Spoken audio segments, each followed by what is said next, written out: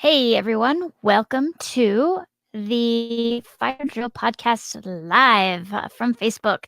So we're doing a special episode today. We had an email that got sent out, and we talked about some community wins from everybody that listens to us, and um, they were very intrigued by one person's response, and that person was our buddy JT. And JT took some action on raw land investing, and he was super excited about it and is doing really good work so far.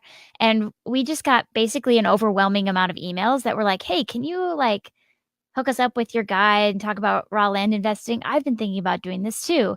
And we were like, okay, well, we're not just going to send him piecemeal emails one by one by one by, 10. So instead, we're having him on our Facebook Live today to talk about all of his experiences with financial independence and raw land investing. So without any further ado, let's get my buddy JT into the broadcast. Hey, JT, how's it going? Good. How are you doing? I'm doing well. So, JT, give us a quick 90-second rundown of who you are. Yeah. I'm JT. Married, 4 kids, live in Arizona, and yeah, I've been involved in the financial independence movement for probably 6 years or so now. So, how did you get started on the financial independence route? I think I found my way there just wandering through the internet. Came across a Mr. Money Mustache article, and then after I kind of stumbled across that concept, I guess I fell down the rabbit hole, I guess you could say. So spent several months after that consuming all the content I could possibly come across. And yeah, when I emerged on the other side, I decided this was 100% for me. So, how long have you been on the path to financial independence? I'd say about 2012, right around there, so early mid 2012, probably. Okay, so somewhere around there. And so, how far are you along on your journey? Where are you at in the path to financial independence or retiring early if you want to do that? Yeah, I think we're kind of targeting somewhere between FI and like an FFLC for a fully funded lifestyle change, probably next summer-ish. And yeah, we're just always looking for ways to kind of accelerate that. So you're looking to ways to accelerate your path, and then you heard the podcast that we did with Mark Podolsky on raw land investing. And what about that intrigued you? Yeah, I mean, obviously, Mark's a pretty strong marketer, right? So he came across with a pretty good pitch on that podcast. So the concept was definitely interesting. The idea that you could get involved in purchasing real assets for super below market value, and then either sell them for long-term gains with something like owner financing, or simply flip them out for a cash return pretty quickly. It just sounded almost too good to be true, right? You're like, Yeah, definitely. why would people be willing to get rid of perfectly good assets for way less than their market value, right? But it was promising enough that I kind of started digging, looked into his stuff and anything else I could find on BiggerPockets or the internet in general, and just see what else is out there, what kind of programs, what were people doing, was it legit? There's a lot of those searchings, like looking at BiggerPocket posts and figuring out how many people think this is real and how many people think it's blowing smoke. So Yeah, definitely. So walk us through how you picked which program to do. I have some background information, so I know that you didn't go with Mark Podolsky's course. So, walk us through why you decided to do something different than what we suggested. Yeah, so when I jumped in, that's obviously the place that I started was with Mark's curriculum. But when I started digging through that, I started looking and doing the background research on BiggerPockets and other places. I realized there were a few other courses out there, and I figured, all right, well, if I'm gonna try this out, I might as well see what the best option is that I can find. So I looked at all of Mark's stuff. He's got a pretty good offering, and I figured out there were at least 2 other major courses out there. One of them being Land Academy, run by Steve and Jill, and they also have a really good offering, and that ended up being my second choice, just ahead of Mark. And then ultimately the one I decided to go with was for kind of an opening round was over at RE Tipster. Seth Williams has a course there. And the reason I ultimately decided to go with Seth over the other ones was that Mark although he's, strong in that marketing game, he's almost like too strong. This it's almost too salesy for me. And so I just couldn't quite swallow that pill. It's So when like somebody who writes a book like How I Earned $1 Million by having everybody send me a penny, and the book is for a penny, like that's right. That's exactly right. It was like, man, I just don't know if I'm willing to take a gamble on that. So, ultimately I went through the other courses and I decided that Seth's was the most down to earth, most approachable. And so ultimately when I looked at all the options, his course, he kind of laid it out like a lot of people do. And he's a member of the FI community as far as I can tell, which is another plus for him. Yeah. So when he laid it out, he basically said, yeah, you can get most of this off of my website, right? RE Tipster has pretty much all this publicly available. There are a few things that, I'm adding in some forms and other values that he's bringing inside of his course. But, the real value there is the condensed version where it's just all cleanly put together and easy to follow. And they've got a community on the back end, which I found a ton of value in the communities. So that's definitely was worth it to me. On top of that, his was a kind of one-time purchase, and several of the other courses are monthly. And I was more interested in just kind of a one-time, like, let me just buy it and keep it indefinitely, because then I have a kind of static investment in this. So I know my cap was, I'm like, if this whole thing goes super south, I'm going to lose a couple of grand all in, and then I can stomach that. Right. Yeah. Not super terrible losses to have. That's for sure. Right. Yeah. When the upside that they're pitching is way more than that, I figured, I've done enough due diligence that I can gamble a couple of grand on this, if you want to put it that way.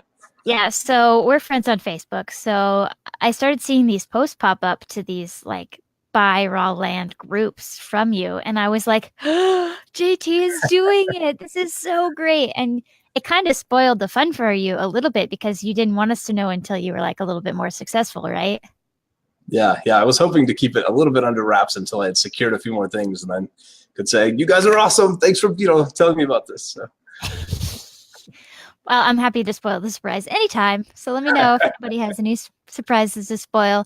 So how has it been going so far? I mean, I've seen the posts they've been doing on Facebook, and I assume that's part of the process. Yeah. So how's it been going? Yeah, it's been going pretty well. A lot of people in this niche, especially when they start off, they like to roll directly into kind of the lower end properties where you're only having to make a really small strategic bet where you're like, okay, I'm going to, buy this property for $200 or $500 or less than $1,000. And then if I'm lucky, I can sell it for $2,000 or $3,000 or whatever. I can make a pretty healthy percentage return. But dollar amount tends to be a little bit smaller, just because it's, you're just dealing on the lower end, and which is fine, but there's also a lot of competition on that section. So I wasn't adverse to that, but I also wasn't capped there because being a member of the FI community and getting pretty far along towards FI, I have the capital. I can try some things out. So yeah, I was like, it's a lot easier to play the game when you have the capital. So I went in. Truth. Yeah, I went in and started marketing. And so I followed Seth's course pretty much to a T for the most part. And then at the time, I sent out a bunch of what were postcards basically saying like, hey, I see you have this property. Let me buy it from you. Let me know if you're interested. And I got some responses, not a ton the first round, but you only need one, right? So I got one particular response, and the guy came back to me and said, hey, I have these properties, and I have 13 of them, and I want to sell all of them. Whoa. And I was like, sweet. All right, well, I'll give you the details. So he listed all 13 properties. I ended up I did, full research on all 13 properties. I went out to see, they're all in Arizona. I went to see all 13 properties. I drove to all of them and just kind of walked all of them. And right out the gate, the price he was looking for was well below market because he wanted to move fast for a couple of reasons in his life where he's just like, hey, I'm in a situation where I just need to move these, and I'm totally willing to take a discount off market value. Like, that's not a problem for me. And I was like, great, works for me too. So we did. So I went over the stuff, and ultimately, a lot of the properties didn't quite fit what I wanted to target for my demographics as far as the land goes, and so I ended up cutting it down to the top 3. The largest pieces, but I mean, my first acquisition there was 3 parcels, 2 of them adjacent and 1 separate. That was a total of $50,000 for the purchase price. That's not that bad. Yeah, it was. I mean, it was, one of them was 160 acres almost, and the other was 24 acres. So yeah, I mean, we're talking about land that is the 160 acres is fairly rural. It's not Mojave County rural, which is like way out there, but it is still pretty far from Phoenix and a lot of the metro areas. So but I got it a really good price per acre, and yeah, so I put maybe like 20 into that one, and then 30 into the other that was 24 acres. It's quite a bit closer. So, but yeah, I picked up those two parcels, and then I've kind of been working over those, kind of putting those up for sale. So. The 160 acres is a little bit harder to sell just because it's 160 acres of rural land. So I have to have a very specific buyer who wants that much space, and they want it at a place that is accessible but still quite a drive. Right. It's kind of, halfway between Phoenix and the California border, so it's a ways out of town. But yeah, I mean, I bought that for 20. I've had a couple of offers on it at 50 cash, and I've turned those down because I'm looking for something closer to 70 or 80. So, but yeah, and I've got a couple buyers kind of working on that right now, going to see the property, some people to see the property, and yeah, so that's good. And then the other one, I went a little bit farther down. So for this one, for those who've just joined, we're talking about your experience with Seth Williams' course on retipster.com. Or it's not .com, right? It's .org. .club or something. Yeah, something like that. Just Google RE Tipster and I'm sure it'll pop up first. So what lessons have you learned so far since buying these properties?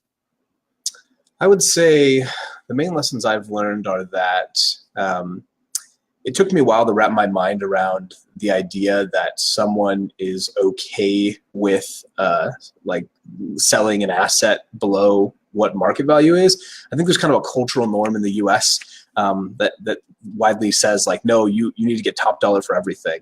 But the reality is there's a lot of people and that are, and myself included at certain levels, that are totally willing to get rid of something below market value because it's something you're no longer willing to deal with. I mean, an easy example I think that a lot of people can relate to is like, how often do you donate something to a thrift store? Could you try and sell that thing on Craigslist for a few more dollars or capitalize on that? No, you could, but a lot of times it ends up not being worth it to you. Yeah, totally not worth it. Yeah, so I mean, and that's a smaller dollar amount, so a lot of people can relate to it. But you go up the ladder, and there are a lot of people who said, I mean, I closed on a property yesterday, 20 acres. I closed on yesterday, and it was a lady who had her grandmother had the property, and then her father had the property, and now she had the property, and it had been in the family for a long time, and no one was using it, and there was no purpose for it. So I made her an offer, and she said, yeah, please, you know what, I'm just kind of done having this property. Like, I will gladly take below market for it just so I can be, I'll take the cash, and I'm just kind of done. So, and it's not that she didn't know it was, the market value was worth more. It's that a lot of times land can take quite a while to sell if you want top dollar. I mean, I look at parcels all the time that have been sitting on the market for 2 or 3 or more years. And so that's a long time if you want to try and get top dollar out of something. And people are just willing to trade that time for, the discount pretty often. Yeah, it's a solid investment, not a liquid one. Yes. It's too true. I crushed myself. That's hilarious. So, okay, so you've learned that it takes a while and that people are willing to pay or willing to accept less than they deserve necessarily. What else have you learned? I've learned that the community is probably the most valuable part of a lot of these courses. The content is good, but the concept is pretty simple, honestly. There's nothing earth-shattering in here. It's stuff that's being done in lots of other industries. It's just they focus it for land, so it's easier to deal with. But ultimately, once you consume the content pretty quickly, and you're like, okay, I got the idea, it really comes down to focusing on the most important aspects of the business, which are what they call mailing and marketing, essentially, right? You got to bring the business in, you got to be able to sell it, because if you get stuck in the middle somewhere, then nothing's happening. And then the community is fantastic for that stuff. Being able to work with the community to engage on all kinds of different issues and overcome weird challenges. You're like, hey, I've got a particular problem for this section of the country and with these kind of rules and laws. And there's usually somebody out there who's dealt with that, and they can kind of help you shortcut all the major issues that you might face by saying, hey, watch out for X, Y, and Z, and you're going to be good to go. So that, I think, has been super invaluable, which is one of the reasons I jumped in right away to get myself involved in every possible community in here that I could, within reason. Yeah. So I know that you said that you started out doing one way of marketing and then you kind of revamped the whole process. Can you talk about that? Yeah, so RE Tipster's course primarily focuses on mailing via postcards, and that's mainly what they do. And that works. Obviously, I've gotten some deals off that, so it certainly is a valid option. However, most of the other courses and most of the other land investors do more what they call blind offers, or occasionally do what they call neutral offers. But you basically you do a little bit of research up front, determine where the property is at, the basic characteristics of the property, size, and things like that, and then identify an appropriate price that you'd be willing to purchase at, whether that's like 50 or 40 or whatever percentage of what you believe market value is. And then you literally send them a letter explaining who you are on page 1. And the second page is an offer. It says, sign here and I will pay you X for this property. Wow. And the idea is that you put something in their hands that gives them a little more assurance that, yes, I'm willing and ready to close. I can close, like I can take care of all this very quickly. And this is the dollar amount you will get. I've started to move to that, and I think I'm going to keep moving to that long term, because the thing that I found about me that I hate the most about this process is negotiating price. I hate it. So if I can eliminate that as a stumbling block for me personally by just sending the price out on the front, and then we start somewhere. Whether that price is wrong for some reason, there's other characteristics I didn't notice or take into account on my initial price, and I need to modify. If nothing else, it provides a price anchor to begin with. So they know if they come back and they say I want more, and I say I just can't pay you more, there's not a surprise there. I told them up front the price I was willing to pay. Right. So it's a lot less awkward than if you have a great conversation with someone and you say, well, I can only offer you X percentage or X dollar amount.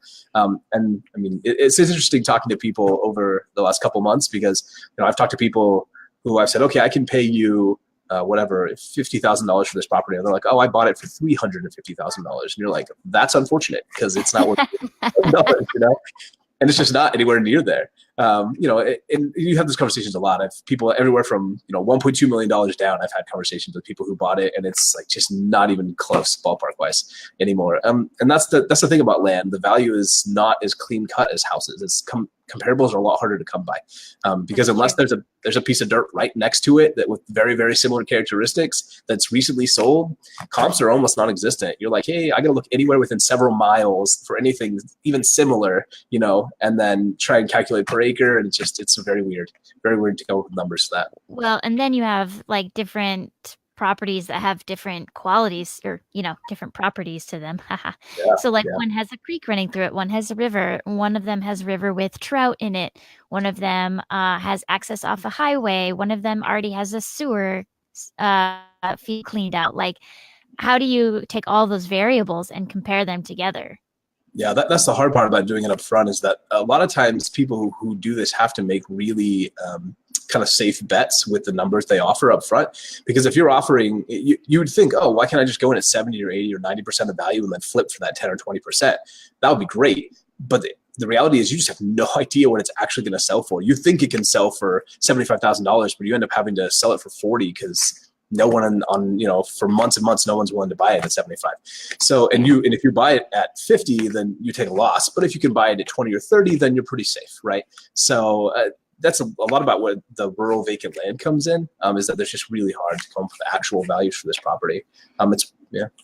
Yeah, my ex-boyfriend and I were looking at buying raw land up in northern Minnesota, and man, that varied all over the place. Yeah. Yeah. Anything public on the MLS, stuff like that, is just, the pricing is crazy. Yeah. I mean, you'll have people posting stuff where one will be $50,000 an acre and the other one is $7,000 an acre, and they're a half mile apart, and they're very similar properties.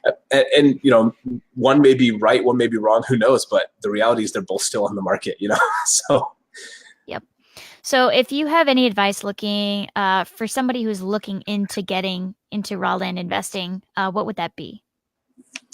I would say the biggest piece of advice that I would give is that if you're gonna if you want to get into this niche, you can do it with very little upfront capital. I would say very little. I'm saying maybe less than $5,000 or $10,000, but it's more competitive. It's just a lot more competitive on that side of it. If possible, it's easier to start with more capital, but I wouldn't advise people who aren't comfortable jumping into that with a large percentage of their portfolio, right? You definitely want to start with a percentage that you're happy risking, essentially, because sometimes the timetables can be a long time. Like this 160 acres, for example, if I was never able to sell that, or it took me 5 years to sell it, it could be a long time to sit on that capital if you needed that somewhere else. Now, if the margins are good enough, if you're making 50% even 50% on your money, which is low for this niche, then even if it takes you 5 years, you're making on average, rounded out 10%-ish per year. So, I mean, it's still a good return over time, but it's still, there's some holding costs and some other things. So I would say definitely go in with your eyes wide open and really think about how much you want to commit to something like this. To be frank, it's hard to lose in this niche as long as you don't massively overvalue the property. That is the one thing you can't do, right? As long as you're conservative with your valuations, then the most you risk is maybe what you spend on education and what you spend on mail. After that, then, if you buy a property and it's, you think it's 20% or 30% of value and ends up being 50 or 60% of value, oh man, you screwed up big time, but you're still got like a 30 or 40% profit margin, Yeah. It's one of those things, if you're willing to be conservative up front and just be really strategic about it, it's really hard to lose money in this. It just may take longer than you think to make money. So I'm going to get into the question and answer part. So if you have a question for JT, please leave it in the comments below and we'll ask it. There's already one, so I'm going to get into that one. So time from purchasing the course until you purchased your first parcel, how long was that? Let's see. I started early June. I would say mid-June is about when I really got into the course, and I went through the course pretty quickly for less than a week, I would say, and then sent out mail pretty fast after that. So I didn't close on the property till the end of July, but that's because it was a batch of 13 that I was looking to purchase, so it took me some time to get through the due diligence and check everything out and clear all that. But I had under contract, it was a couple of weeks, I would say, to get the first group under contract. So yeah, so it's not something that involves a terribly long learning time frame on it. Yeah, pretty easy right. to just jump right in and get started. Right. Yeah, you can definitely jump right in. It's one of those things you can learn just enough to mail and then see if you find a property you like. If you do, great, then buy it. And if you don't, then you probably need to send more mail or keep learning how to send better mail. It's just kind of what it boils down to. Yeah. So the next question is, do you work with a real estate agent? I don't. No, I don't have any agents on mine. All of my marketing, honestly, most of my traffic comes from Facebook Marketplace and Craigslist. Those are the two biggest sources for traffic for me. I also post on a few other, I post on Zillow, is probably my third biggest. And then there are a few other places that I push traffic as well to land specific selling sites. But that's where all my sales traffic comes from. I have considered posting to the MLS, but if I were to do that, there's some really great flat listing services that I could just pay around $300 and get it listed on the MLS, and that will give me access to pretty much everybody on that market. Once you get rolling on this, you realize that the paperwork for land is really, really easy. My contracts are one page. That's it. It's a one-page contract. It's super simple. It's really not complicated. And yeah, again, you're not dealing with a lot of complications that come with a house. Is there a termite inspection? Have you done this? There's a shifting soil, and that crap doesn't matter. Doesn't care. Yeah. So buying a square dirt. Exactly. So once you realize that it's easier to work with, then the complication or the fear that comes by not working with an agent is kind of just dissipates. So somebody said they're in the course right now. Did you end up buying and selling websites? Buying and selling. Oh, did I set up buying and selling websites? Yeah. So yes. I set up a buying website for, obviously, to attach to my mailer. I think that's important. You definitely want a place for them to go, because not only for both postcards and blind offers, it's important to have someone there for them to kind of validate, right? If you put a website up there and it looks like a piece of crap, then they're gonna be like, yeah, I don't know if I'm trust this guy to sell anything to them, So you got to put something decent together. It doesn't have to be ostentatious, but a couple of pages, then it looks good. Then just give them a way to contact you. That it's super valuable, and it's really inexpensive. Frankly, you can work with a lot of different individuals. For my selling website, I took my time on putting that together. I wasn't in a rush. Ultimately, I did put one together, and I actually worked with a VA team out of the Philippines that I still work with now. They had a web design guy that I had do a lot of most of the work on that, and then I did the rest of the tweaking. But yeah, you can put together a pretty nice buying website as well. Again, really not crazy expensive. And then another comment or question is, what states do you buy in the US? I right now just deal in Arizona because I live in Arizona, so I'm familiar with the rules and regulations and whatever, and I don't mind niching down in that way. I have looked at deals, wholesale deals that I've seen come across my desk for other states, adjacent states. I would consider buying in Colorado, New Mexico, maybe even Utah pretty readily. I'm personally shying away from the East Coast due to kind of regulatory compliance there is a lot more stringent for passing land between individuals. There are states exceptions like Florida, for example, that are pretty easy, but generally I'm staying on the West Coast for now. But yeah, I just work in Arizona for the moment, although I think pretty shortly here that's going to change. Can you briefly go through what your due diligence process is? Yeah. My due diligence process is, so there's kind of two levels for it. One is the initial, I get the offer in, or I get a response essentially, and then I look at the parcel and decide, like, do I want to continue this conversation or should I just cut it off here? And that really comes down to how big the acreage is, what the access is. And then initially when I send out blind offers or when I send out postcards, I don't do this, but I kind of do a quick reassessment of the value and say, okay, let's look just a little more closely at this property and ensure that the price that I'm offering them up front or the price that I'm going to offer them is appropriate, right? Or do I need to say, okay, I kind of screwed up, I'm sorry, I actually can't offer you that much for these reasons, like here's the criteria that it doesn't meet. But so that's kind of the first part of it. Once I decide that all looks good, then I move to the rest of it. And the rest of it really comes down to title, which you can do a lot of the research just right off the county websites. If the county has a good digital records, which Arizona does, you can also pay other people to do title research. There's a lot of stuff online. I've paid for basically title reports essentially, and it was like $30 a report or something. It's pretty inexpensive. So you're self-closing and not using a title company. No. So I actually do use a title company for most of my transactions. Okay. The very first one I didn't, and the reason for that essentially boils down to the title chain. He buys this individual I bought the first properties from. He buys them through tax lien. In Arizona, title companies won't insure or really. They won't touch anything essentially that's been through tax lien in the last 5 years. So it makes it really hard to do it. So I had to self-close that one. I ended up still using a company to prepare my paperwork, and then I ran around and got all the signatures, and then they filed it for me. So and that was just it was the first transaction. I want to make sure the paperwork looked right. But again, after looking through the paperwork, it was like, oh, this is just like a fill in the blank form. Like it's really not complicated. But they didn't do title research or anything. I did all that myself and then got the title reports. But I do, because they're more expensive properties I tend to deal with. I pretty much nowadays don't touch anything unless it's got like a 15, 20,000 or more profit margin for me. Those all close through title. It's just easy. I've got a title company I work with now, and I just send the transactions to them and they do it. Okay, so one last question from me. How much have you invested in this, and how much, if any, have you made so far? Yeah, so let's see. I've purchased, after the one I closed yesterday, I've got 2 parcels. Let's see, I put 50,000, 75,000. I'm at 110-ish, let's just call it. 110, 120, something right there. I have to double check. I'm sitting on a couple of pieces right now. The 160 acres, like I said, I've turned out a couple offers on, so I'm waiting for the right offer on that.